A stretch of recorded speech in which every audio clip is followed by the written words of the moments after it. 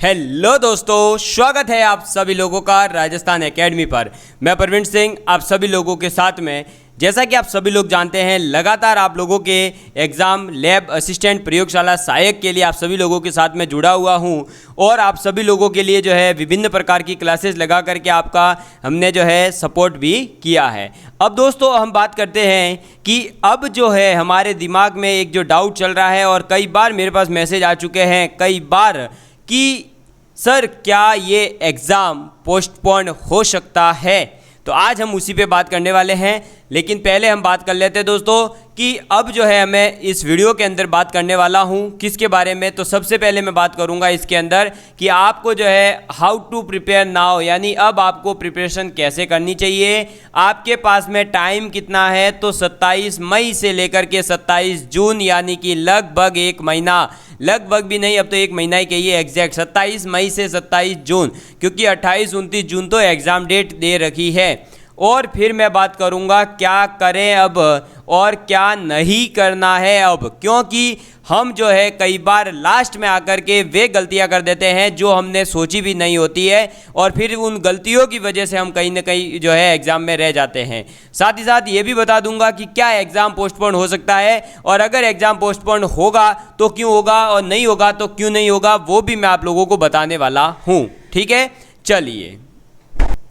तो दोस्तों आपने देखा होगा कि सबसे पहले हम बात कर रहे हैं किसकी, अब हाउ टू प्रिपेयर नाउ की। तो अब देखिए, आपने देखा होगा दोस्तों कि मैंने आप सभी लोगों के लिए फिजिक्स की क्लासेस लगातार लगा रखी थी और फिजिक्स की क्लास के अंदर अगर हम बात करें तो हमने लगभग जो है कल की डेट तक 8 टॉपिक जो है वो कंप्लीट कर चुके हैं। कौन कौन से? दृढ़ पिंड गति की, उष्मा गति की, दोलन तरंगे, स्थिर वैद्युतिकी, विद्युत धारा प्रकाशिकी और अर्धचालक इलेक्ट्रॉनिकी, ये हम कंप्लीट कर चुके हैं। अब हमारे केवल और केवल फिजिक्स के अंदर 2 टॉपिक रहे हैं, एक है परमाणु, हाइड्रोजन परमाणु का जो बोर मॉडल है वो, और एक है नाभिक टॉपिक यानी न्यूक्लियाई। इन दोनों टॉपिक को भी करना जरूरी है क्योंकि ये दोनों टॉपिक में से भी 6 क्वेश्चन आने वाले हैं। 6 दूनी 12, 12 नंबर बहुत ज़्यादा मायने रखता है। ठीक है, अब मुझे ऐसा लगता है दोस्तों कि अब आपके पास में 1 महीना टाइम है। कितना? 1 मंथ। तो हम 1 मंथ के अकॉर्डिंग ही बात कर लेते हैं कि 1 मंथ रहा है तो हमें क्या करना चाहिए। ठीक है, कितना रहा है दोस्तों टाइम हमारे पास में? टाइम रहा है 1 मंथ। तो दोस्तों अगर बात की जाए 1 मंथ की, तो 1 महीने के अंदर अंदर आप लोगों को अब जो है कितनी सब्जेक्ट्स पढ़नी है। तो देखिए, आपकी फिजिक्स है आपके सिलेबस में, दूसरी आपके क्या है, बायोलॉजी है, और बायोलॉजी के बाद में आपके पास में केमिस्ट्री भी है। ठीक, ये तो हो गई साइंस पोर्शन की। और अगर हम बात करते हैं फर्स्ट पेपर की, तो उसके अंदर क्या है, आपके राजस्थान ज्योग्राफी है, फिर आर्ट है एंड हिस्ट्री भी उसी में इंक्लूड है, और तीसरी सब्जेक्ट आपका राजस्थान करंट अफेयर। ठीक है, उसके बाद में आपके क्या है दोस्तों, उसके अंदर इंडिया एंड वर्ल्ड जीके, और लास्ट 5th नंबर पर हम बात करते हैं तो आपके आ जाती है शिक्षा मनोविज्ञान। क्या आ जाती है? साइकोलॉजी, शिक्षा मनोविज्ञान। ठीक है, अब देखिए दोस्तों, आपके पास में रहा है 1 महीना, और मैंने जैसा कि आपको पहले भी बताया था कि ये फिजिक्स, केमिस्ट्री और बायोलॉजी जो है ये 200 नंबर के अलग से पेपर हैं और 200 नंबर का ये पेपर है। अब अगर हम बात करते हैं पहले फर्स्ट पेपर की, तो फर्स्ट पेपर के अंदर अब आप जो है इसके पीछे मत रहिएगा कि आपके पास में जो है इंडिया जीके और वर्ल्ड जीके आप पढ़ने बैठ गए। नहीं दोस्तों, अब आपके पास में 1 महीना ही रहा है, तो आप 1 महीने में राजस्थान की ज्योग्राफी बहुत बेस्ट करें, जो पढ़ रखा है उससे ज़्यादा से ज़्यादा रिवीजन करें। रिवीजन करने के बाद में प्रीवियस ईयर के जो क्वेश्चंस है, जो पेपर है आपके पास, चाहे वो कांस्टेबल का हो, चाहे आरएएस का हो, चाहे पटवारी का हो, चाहे ग्राम सेवक का हो, कंप्यूटर अनुदेशक का हो, संगणक का हो, जो पेपर मिल रहे हैं, जेईएन, एईएन, पेईएन, जो भी पेपर मिल रहे हैं, सभी पेपर आप लगाइए और अपना जो है लेवल चेक करिए कि क्या आपने RSMSSB बोर्ड का जो पेपर लेवल आ रहा है उस लेवल की ज्योग्राफी प्रिपेयर कर ली या नहीं करी है, ठीक है। और वहाँ से आप अपनी जो है तैयारी को पता लगाइए। उसी की तरह आप जो है आर्ट एंड कल्चर और हिस्ट्री के टॉपिक जो भी है आपके सिलेबस में उनके क्वेश्चंस लगाइए। और अब क्वेश्चन लगाने हैं तो वहाँ जो अब क्वेश्चन जो लगाने वाले हैं आप, वो मॉडल पेपर या किसी और जो है अलग से कहीं ऑनलाइन मिल गए वो मिल गए, ऐसे नहीं। प्रीवियस ईयर के पेपर डायरेक्ट मेन वेबसाइट से डाउनलोड करिए और उस वेबसाइट से डाउनलोड करने के बाद उस वेबसाइट में से जो क्वेश्चन पेपर आपके सामने आ रहा है उसको सॉल्व करिए। क्योंकि कई बार जो है मैंने यूट्यूब के ऊपर देख रहा हूँ जो क्वेश्चन कहीं नहीं आए हुए ऐसे ही कह रहे हैं ये इसने पूछा था, ये इसने पूछा था। अरे ऐसे ही फर्जी क्वेश्चन नहीं पूछता है, ये ध्यान रखना। पेपर का लेवल अच्छा ही रहेगा। अब ये नहीं है कि डरा रहा हूँ, डरा नहीं रहा, ये हकीकत बता रहा हूँ आपको। साथ ही साथ आपको ये भी ध्यान रखना है कि आपकी तैयारी इतनी हो कि 80-80 नंबर तो दोनों पेपर में आपको लाने ही हैं 40-40% रूल के अकॉर्डिंग। अगर 40% के नंबर आपके नहीं आते हैं तो आप वैसे ही कोई काम के नहीं रहेंगे। तो पहले आप ये कोशिश करिएगा कि हम 80 नंबर को क्रॉस कर सकें। और मैं आपको बता दूं कि जो पहले पैटर्न था उसमें क्या था, ज्योग्राफी आर्ट एंड कल्चर ये 100 नंबर का था। अब ये सेकेंड पेपर 200 का है, तो ये जो बचा हुआ पोर्शन है ये 100 नंबर का रहेगा आपके। तो इस पोर्शन के अंदर राजस्थान करंट अफेयर्स की आप लोगों के लिए जो क्लासेस आ रही है उन क्लासेस को आप डेली अटेंड करें। उसमें जो साथ में क्वेश्चन के नॉलेज दिया जा रहा है वो ज़रूर अटेंड करें। और अभी हम जो है दोस्तों आप लोगों के लिए जनवरी, फरवरी, मार्च, मैंने जैसा कि आपको बताया था पीछे के 6 महीने का लगभग याद होना चाहिए, तो मैं जनवरी, फरवरी, मार्च, अप्रैल तक का और आपके लास्ट में फिर हम दिसंबर और नवंबर का भी करंट अफेयर का पूरा एक कंपाइलेशन लेकर के आएंगे ताकि आप लोगों को एग्ज़ाम के अंदर हेल्प मिल सके। तो आप प्लीज़ वो भी ज़रूर तैयार कर लीजिएगा। उन वीडियोज़ में से जो भी बताया जा रहा है, अब जो है कहीं पर भी आप नोट्स वगैरह बनाने नहीं बैठे। गलती क्या नहीं करनी है आपको, अब नोट्स बनाने नहीं बैठना है। अब सिर्फ आपको क्या करना है, याद देखा, याद हो गया, ठीक है, बस। अब जो है ये नहीं कि हम जो है उसमें लिखे जा रहे हैं, नोट्स बनाए जा रहे हैं। अब कोई फ़ायदा नहीं है नोट्स बनाने का किसी भी सब्जेक्ट के अंदर। अब आप जैसे अगर फिजिक्स की बात करें, हमने 8 टॉपिक आपको करवा दिए। अब मैंने पहले भी कहा था आप क्वेश्चन प्रैक्टिस करिएगा। अभी तक आपने क्वेश्चन प्रैक्टिस कर ली होगी, लेकिन अगर आपने अभी तक क्वेश्चन प्रैक्टिस नहीं करी है तो अब आपके टाइम है रिवीजन का और प्रैक्टिस का। तो आप क्या करें कि सबसे पहले चैनल पर जाएं, प्लेलिस्ट चेक करें। प्लेलिस्ट के अंदर रिजिड बॉडी जो आपका फर्स्ट टॉपिक है, या फिर आपने जो है अभी तक पूरा पढ़ लिया होगा तो आपको डिसाइड हो चुका है कि कौन सा टफ है टॉपिक आपके लिए, कौन सा ईजी है।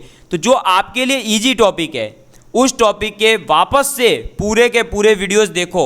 चाहे 2x में करके देखो, 3x में हो रहा है तो 3x में करके देखो, लेकिन एक बार वीडियो ज़रूर देखें ताकि आपको कोई फॉर्मूला है, कोई रिलेशन है, कोई डेफिनेशन है, कुछ ऐसा थ्योरी का कॉन्सेप्ट है वो आपके मिस नहीं हो, ठीक है। तो उसको एक बार ज़रूर से रिवीजन कर लें। अब कहीं से नोट्स वगैरह जुगाड़ करने की नहीं सोचें या ये कर लूँ क्या, वो कर लूँ क्या, नहीं, अब कुछ नहीं करना है। अब सिर्फ और सिर्फ आपको रिवीजन मारना है। तो जो हमारे फिजिक्स है, बायोलॉजी है, केमिस्ट्री, इनके अंदर तीनों में ही आप सेम स्ट्रेटजी अपनाइए कि जो आपने टॉपिक पढ़ लिया अब उस टॉपिक को एक बार वापस पढ़िए। जो टॉपिक पढ़ लिया है, जो इजी लग रहे हैं उनको वापस पढ़िए और उसके जो है वापस से जहाँ से आपने पहले क्वेश्चन लगाए हैं वापस अब उसमें से 10-15 क्वेश्चन वापस लगाइए और अपनी कैलकुलेशन को चेक करिए। अपनी जो फॉर्मूला याद है या नहीं है, अगर नहीं याद है तो एक पेज के ऊपर फिजिक्स केमिस्ट्री के जो पूरे फॉर्मूले हैं वो लिख लें और उस पेपर को फिर एग्ज़ाम की डेट तक संभाल के रखें। जब एग्ज़ाम देने अंदर घुसे तब फाड़ कर जाएं। उससे पहले आपके हाथ में सभी फॉर्मूले फिजिक्स के, केमिस्ट्री के होने चाहिए, क्योंकि वहीं पर वही चीज़ तो हमारे काम आने वाली है एग्ज़ाम में। ऐसे ही आप ज्योग्राफी, आर्ट एंड कल्चर और इंडिया वर्ल्ड जीके अगर आपने पढ़ा है तो उसके शॉर्ट नोट्स आपके पास होने चाहिए, उसको रिवाइज करिए। अब किसी बुक में से किसी क्लास को अटेंड करने से कोई बेनिफिट नहीं होने वाला जीके वगैरह में। तो आपके लिए जो है ये क्या करना है, अब आपको ज़्यादा से ज़्यादा रिवीजन का टाइम है। अब लिखने मत बैठिएगा, गलती ये मत करना कि नोट्स बनाने बैठ गए। दूसरी बात, अब अगर आपको कोई कह देता है, अब कोई बुक लॉन्च हो जाती है, कोई कोचिंग वाले आजकल बहुत बुकें लॉन्च कर रहे हैं, कोई कोचिंग वाले आजकल क्रैश कोर्स चालू कर रहे हैं, तो उस क्रैश कोर्स और उस बुकों के अंदर अब मत फंसिएगा। अब नहीं है टाइम। अब आपको तो क्या करना है, जो पढ़ रखा था बहुत बढ़िया पढ़ा है, बस उसको रिवाइज करिए, क्वेश्चन प्रैक्टिस करिए, रिवाइज करिए टॉपिक। और अब जो है दिन का हर सब्जेक्ट का ये कितनी, देखो 3 और आपकी ये 5, 3 और 5 कितनी हो गई सब्जेक्ट दोस्तों, 8 सब्जेक्ट। तो 8 सब्जेक्ट यानी दिन के अब आपको जो है कम से कम 8 घंटे देने हैं। 1 घंटे के अंदर एक सब्जेक्ट को दीजिए और क्वेश्चन प्रैक्टिस करिए। अब आपके पास में अगर लगातार आपने 8 घंटे 1 महीने भी मेहनत कर ली, 1 मंथ आपने अगर दे दिया, तो आप निश्चित रूप से ही सिलेक्ट हैं। मैं आपको 100% गारंटी के साथ दे सकता हूँ, और ये एक्सपीरियंस मेरा है, मैंने सिलेक्शन लिया है, तो मैं आपको एक्सपीरियंस शेयर कर रहा हूँ। ऐसे ही नहीं कि बस बातें बीटी कर ली और फेमस हो गए हैं तो ज्ञान दे रहे हैं, नहीं। और फेमस तो हुए भी नहीं भी, ठीक है, आप सभी लोगों की दुआओं से जो है 20,000 प्लस सब्सक्राइबर हैं, लेकिन ऐसा नहीं है कि अब जो है 20,000 अच्छा तो अब मैं तो ज्ञानी हो गया तो ज्ञान दे रहा हूँ, नहीं दोस्तों। एक्सपीरियंस है, खुद ने सिलेक्शन लिया है, कई एग्जाम निकाले, चाहे एलडीसी हो, रेलवे के हो, आईआईटी का हो, या फिर आपके गवर्नमेंट के हो, तो अब पता है एफसीआई का हो, तो अब पता चल गया है कि क्या करना चाहिए। इसलिए आप लोगों को ये बता रहा हूँ, तो आप लोगों को अब क्वेश्चन प्रैक्टिस करनी चाहिए, ठीक है। चलिए, तो और आपके फिजिक्स के अंदर ये जो 2 टॉपिक रहे हैं ये भी आपका मैं करवा दूंगा, आपको टेंशन लेने की ज़रूरत नहीं है। अब आपकी क्लासेस लगातार रहेगी, और जैसे ही ये सब कंप्लीट हो जाएगा तो मैं पूरी कोशिश करूंगा कि फिजिक्स के अंदर आप लोगों के लिए जो है मैं वापस से एक हर टॉपिक के रैपिडली क्या करूं दोस्तों, क्वेश्चन सीरीज से पहले एक 10-15 मिनट में उस चैप्टर को रिवाइज करवाऊं, फिर बाद में उसके पूरे क्वेश्चंस करवाने की कोशिश करूंगा, और 10 वीडियो अपलोड करूंगा, 10 टॉपिक है तो। लेकिन अभी दोस्तों जो है अभी तक जो हो चुका है वही आप उस पर भरोसा रखें, और जो अभी आगे होने वाला है वो मैं कर लूँगा आप लोगों के लिए। मैं पूरी कोशिश कर रहा हूँ कि आप लोगों को मेरी तरफ से जितनी सहायता हो सके दे सकूँ, और आप लोग अपना चयन होने पर ज़रूर, बस अगर आपका चयन हमारी सहायता से हुआ है तो प्लीज़ आप जो है किसी अदर कोचिंग का नाम न लें, बस इतना ही मेरी आपसे रिक्वेस्ट है, ठीक है। चलिए, अब देखते हैं दोस्तों हमारे पास में कि हमने जो है देख ही लिया है कि भाई क्या करना है क्या नहीं करना है। आपको क्या करना है, रिवीजन करना है ज़्यादा से ज़्यादा, और जो है अब नोट्स वगैरह बनाने नहीं बैठना है, किसी कोचिंग के चक्करों में अब नहीं फंसना है, ना ही अब किसी दोस्त ने कह दिया अरे उस कोचिंग के कर लें, वो टीचर अच्छा पढ़ा रहे हैं, फिर कोर्स ले लिया। 1 महीने के अंदर आप कोर्स ले भी लेंगे तो कोर्स पूरा नहीं होगा। अब बहुत सस्ते में कोर्स मिल रहा है, मैं देख रहा हूँ 500 में, 600 में, 700 में। अरे 500, 600, 700 में कोई कोर्स नहीं दे रहा था पहले, अब कैसे दे रहे हैं? क्योंकि अब पता है कि 1 महीने में बच्चा पढ़ेगा नहीं, अपन 1 महीने बाद एक्सपायर कर देंगे। अपना क्या, अपना तो प्रॉफिट बन गया, पैसा आ गया ना। तो ये नहीं करना है, आप लोगों को ये सचेत कर रहा हूँ मैं। कोचिंग वाले आपको नहीं कहेंगे, वो तो कहेंगे कि लो 1 महीने में क्या होगा, आपको पता है, लेकिन कि 1 महीने में आप क्या पूरा लैब स्टूडेंट का सिलेबस कर सकते हैं? नहीं कर सकते। तो फिर आप क्यों कोर्स के चक्करों में फंसे? नहीं फंसे। दूसरी बात अब इंपॉर्टेंट आ जाती है इसके अंदर दोस्तों कि क्या पोस्टपोन हो सकता है एग्जाम। तो दोस्तों आपको बता दूं कि पोस्टपोन्ड होने के रीजन 2 बताए जा रहे हैं मेनली। एक तो सबसे आपका जो विरोध कर रहे हैं, आप जो ट्विटर पे कर रहे हैं अभियान, मुझे भी भेजा गया था कि सर आप भी सपोर्ट करिए, तो वो अलग चीज़ है, वो रीज़न नहीं है कि उसकी वजह से कोई पोस्टपोन होगा एग्ज़ाम, उसकी वजह से कुछ नहीं होने वाला। लेकिन 2 रीज़न है। एक तो ये है कि भाई आप जो है IIT JEE का एग्ज़ाम आने वाला है, तो उसी दिन हो सकता है उस 12th के बच्चे ने भी फॉर्म भरा हो जो अभी 12th के अंदर रनिंग है, तो वो IIT का एग्ज़ाम भी देगा और आपके लैब स्टूडेंट का भी एग्ज़ाम है उसी दिन। तो एक तो ये क्लैश हो सकते हैं, और दूसरा रीज़न है कि यूनिवर्सिटी के एग्ज़ाम जो है वो क्लैश कर सकते हैं। जैसे अगर मैं देखूँ तो आपके जून के अंदर जो है जैसे VMOU ने भी एग्ज़ाम स्टार्ट करे हैं, आपके MLSU के भी एग्ज़ाम है, क्योंकि कई बच्चे मुझे भेज रहे हैं कि सर देखो ये मेरा इस दिन एग्ज़ाम है तो मैं कैसे करूँगा। और अभी जैसे MLSU ने हाल ही में जो एग्ज़ाम पोस्टपोन करके 9 जून से वापस स्टार्ट होंगे ऐसा कुछ कहा है।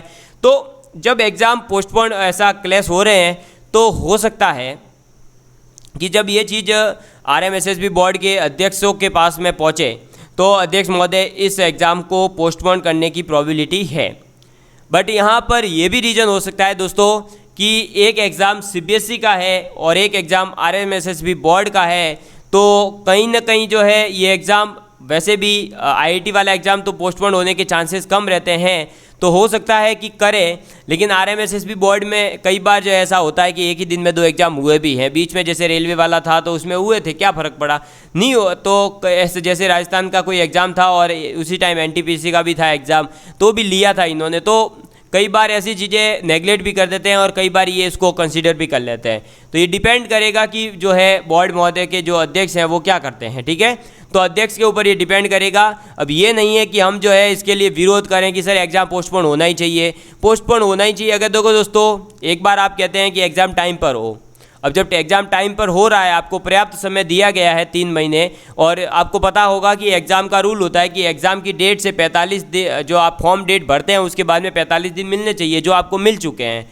तो अब जो है आप उसका विरोध करते हैं, फिर एग्ज़ाम पोस्टपोन होता है, फिर पोस्टपोन के बाद में आगे हो सकता है एग्ज़ाम बहुत ज़्यादा लेट हो, तो फिर आप वापस विरोध करेंगे एग्ज़ाम लीजिए। तो प्लीज़ इसके चक्कर में नहीं पड़ें, पोस्टपोन वगैरह हो गया नहीं हो, वो नहीं हो। और फिर अब कुछ लोग कह रहे हैं सीईटी सर जो है ख़राब है। भाई ये सब चीज़ें हमारी हाथ में नहीं है, हम ये नहीं कर सकते। हम एक टीचर है, टीचर का काम होता है पढ़ाई करवाना।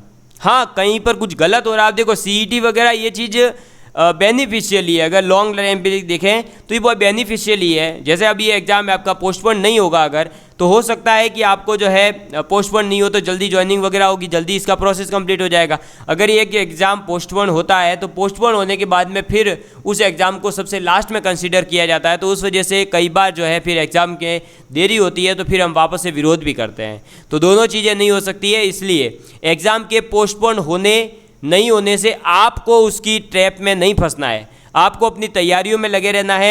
एग्ज़ाम पोस्टपोन हो भी सकता है और नहीं भी हो सकता, कुछ अभी तक क्लियर नहीं है। आज 27 मई तक तो कोई क्लियर करा नहीं है, और अगर ये क्लियर होगा भी दोस्तों तो लगभग इसकी जो है डेट आप ये मान के चलिए कि 20 जून तक जाकर के पता चलेगा कि पोस्टपोन हो रहा है या नहीं हो रहा है। तो इसलिए आपको अब ये नहीं है कि भाई हमारे तो जो है नहीं, हम तो बैठे रहेंगे, तब तक आराम करते हैं, क्या पता एग्ज़ाम पोस्टपोन हो जाए।